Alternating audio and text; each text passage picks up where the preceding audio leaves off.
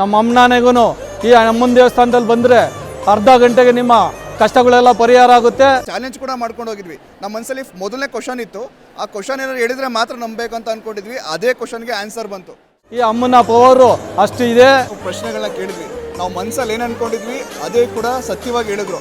ಒಂದು ಕೂಡ ಅದರಲ್ಲಿ ಯಾವುದೇ ಕೂಡ ಮಿಸ್ ಆಗಿಲ್ಲ. ಒಂದು ಮಡ್ಲಕ್ಕಿ ತೊಗೊಂಬಂದು 5 ರೂಪಾಯಿ ಮತ್ತು 9 ರೂಪಾಯಿ ಕಾಣಿಕೆನ ದೇವರಲ್ಲಿ ಹರಿಸಿದ್ರೆ ನಾವೇನು ಅಂದ್ಕೊಂಡಿದ್ದೀವಿ ಅದು ಹಾಕುತ್ತೆ ಅನ್ನೋ ಒಂದು ಸತ್ಯತೆ ಇಲ್ಲಿ ಈ ಸನ್ನಿಧಾನದಲ್ಲಿದೆ. ಪಾಸಿಟಿವ್ ವೈಬ್ಸ್ ಇದೆ. ದೇವಿ ನೋಡ್ತಾ ಇದೆ, ತುಂಬ ಇನ್ನೂ ನೋಡಬೇಕು ಅನಿಸುತ್ತೆ. ಒಳ್ಳೆ ಪಾಸಿಟಿವ್ ಎನರ್ಜಿ ಅಂತೂ ಸಿಗುತ್ತೆ, ಪವರ್ಫುಲ್ ಇದೆ.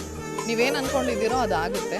ದೇವರು ಅನ್ನೋದಾದರೆ ವಿದ್ಯಾಚೌಡೇಶ್ವರಿ ಅಮ್ಮನ ದೇವಸ್ಥಾನಕ್ಕೆ ಬನ್ನಿ, ಅರ್ಧ ಗಂಟೆಗೆ ನಿಮ್ಮ ಕಷ್ಟಗಳೆಲ್ಲ ಪರಿಹಾರ ಆಗಿ ಅಮ್ಮನ ಆಶೀರ್ವಾದ ಪಡೀರಿ. ಮೊದಲನೇ ಸಲ ಹೋದ ವಾರ ಬಂದಿದ್ವಿ, ಒಂದು 15 ದಿನದಿಂದ ಬಂದಿದ್ವಿ. ಬಂದಾಗ ಇಲ್ಲಿ ನಮಗೇನು ಅಷ್ಟೊಂದು ನಂಬಿಕೆ ಅಂತ ಇರಲಿಲ್ಲ.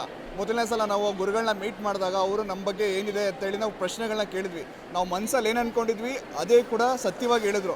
ಒಂದು ಕೂಡ ಅದರಲ್ಲಿ ಯಾವುದೇ ಕೂಡ ಮಿಸ್ ಆಗಿಲ್ಲ. ನಾವೇನು ಮನಸ್ಸಲ್ಲಿ ಅಂದ್ಕೊಂಡಿದ್ವಿ, ನಮ್ಗೆ ಏನಾಗಬೇಕು ಅಂತ ಅಂದ್ಕೊಂಡಿದ್ವಿ ಎಲ್ಲನೂ ಕೂಡ ಹೇಳಿದ್ರು.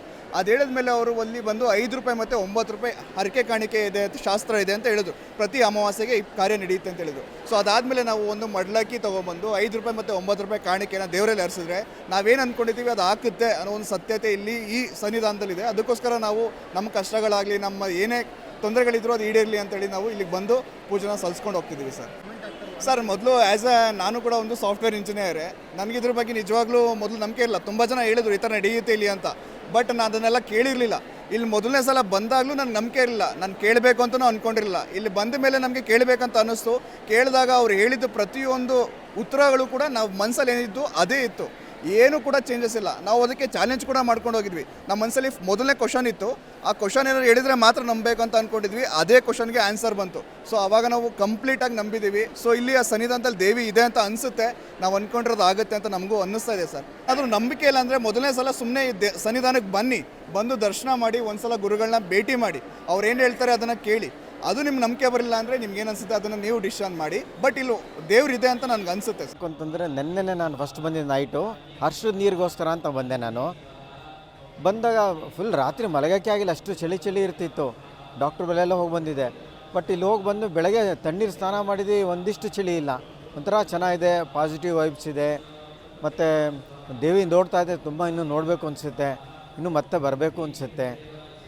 ಏನು ಹೇಳಿ ಅಂತಂದರೆ ಇಲ್ಲಿ ಜನ ಬರೋದು ನೋಡಿದ್ರೆ ಸತ್ಯ ಇದೆ ಅಂತ ಅಂದ್ಬಿಟ್ಟು ನನಗೆ ಅನಿಸ್ತಾ ಇದೆ. ಹೋಗಿದ್ದಾರೆ, ಬಂದಿದ್ದಾರೆ, ಶಾಸ್ತ್ರ ಕೇಳ್ಕೊಂಡು ಹೋಗಿದ್ದಾರೆ ಗುರೂಜಿಗಳ ಹತ್ರ. ಗುರೂಜಿಗಳು ಏನು ಹೇಳ್ತಾರೆ ಅದನ್ನು ಅವ್ರು ತಪ್ಪದೆ ಚಾಸ್ತೆ ಮಾಡಿದ್ರೆ ಅವ್ರ ಕೆಲಸ ಖಂಡಿತ ಆಗುತ್ತೆ. ಇಲ್ಲ ಬರ್ಬೋದು, ತುಂಬಾ ಸತ್ಯ ಇದೆ ಇಲ್ಲಿ, ಅದು ಮಾತ್ರ ಗ್ಯಾರಂಟಿ. ಈ ದೇವಸ್ಥಾನ ತುಂಬ ಚೆನ್ನಾಗಿದೆ ಅಂತ ಅಂದ್ಬಿಟ್ಟು ನನಗೆ ನನ್ನ ಫ್ರೆಂಡ್ಸ್ ಕರ್ಕೊಂಬಂದು ಒಂದ್ಸತಿ ತೋರಿಸಿದ್ರು, ಪರಿಚಯ ಮಾಡಿಸಿದ್ರು. ಸೊ ಇದು ಸೆಕೆಂಡ್ ಟೈಮ್ ನಾನು ಬರ್ತಿರೋದು. ಬರೋದ್ರಿಂದ ಎಲ್ಲರಿಗೂ ಒಳ್ಳೇದಾಗಿದೆ, ಮತ್ತು ನನಗೂ ಆಗ್ತಿದೆ. ನಾನು ಏನು ಅಂದ್ಕೊಂಡಿದ್ದೀನೋ ಅದು ಆಗಿದೆ. ನೋಡಿದ್ವಿ, ಒಳಗಡೆನೇ ಹೋಗೋದಕ್ಕೆ ಬಿಡ್ತಾರೆ. ಅಂದರೆ ಕೆಲವು ದೇವಸ್ಥಾನಗಳಲ್ಲಿ ದೂರದಿಂದನೇ ದರ್ಶನ ಮಾಡ್ಬೋದು, ಬಟ್ ಇಲ್ಲಿ ಆ ಥರ ಏನಿಲ್ಲ, ಒಳಗಡೆನೇ ಹೋಗ್ಬೋದು. ಕಷ್ಟದಲ್ಲಿರೋರು ಬರ್ಬೋದು, ಒಂದು ಸತಿ ಬಂದು ವಿಸಿಟ್ ಮಾಡಿ ದೇವಸ್ಥಾನನ, ಆಮೇಲೆ ನೀವೇ ಹೇಳ್ತೀರಾ ಹೇಗಿದೆ ಅಂತ ಅಂದ್ಬಿಟ್ಟು. ದೇವ್ರನ್ನ ನಾವು ನೋಡಬೇಕು ಅಂದರೆ ಕೆಲವು ವ್ಯಕ್ತಿಗಳು ಹೇಳಿದಾಗಲೇ ಅದಕ್ಕೆ ಹೋಗ್ಲಿಕ್ಕೆ ಆಗೋದು. ಮತ್ತು ನಮಗೆ ಅಲ್ಲಿಯ ಋಣ ಇರಬೇಕು, ಹೋಗಬೇಕು ಅನ್ನೋದಿರಬೇಕು. ಅದರಿಂದ ನಮಗೆ ತಾಯಿ ಅನುಗ್ರಹ ಇಲ್ಲಿಗೆ ಬರಬೇಕು ಅಂತಿತ್ತು. ನಾನು ಇದು ಮೊದಲನೇ ಬಾರಿ ಬಂದಿರೋದು. ತುಂಬ ಚೆನ್ನಾಗಿದೆ. ಯಾಕಂದರೆ ಇಲ್ಲಿ ಇನ್ನೊಂದು ಮುಖ್ಯವಾದದ್ದು, ಕೆಲವು ದೇವಸ್ಥಾನಗಳಿಗೆ ಹೋದರೆ ಅಂತ ಕೆಲವು ಕಡೆ ಕಮರ್ಷಿಯಲ್ ಮಾಡಿಬಿಟ್ಟಿದ್ದಾರೆ. ಅಲ್ಲಿದು ತೊಗೊಂಡೋಗ್ಬೇಕು, ಇದನ್ನು ಕಾಣಿಕೆ ಕೊಡಬೇಕು, ಮಾಡಬೇಕು ಅಂತ. ಇಲ್ಲಿ ಆ ಥರದ್ದು ಯಾವುದೇ ಇಲ್ಲ.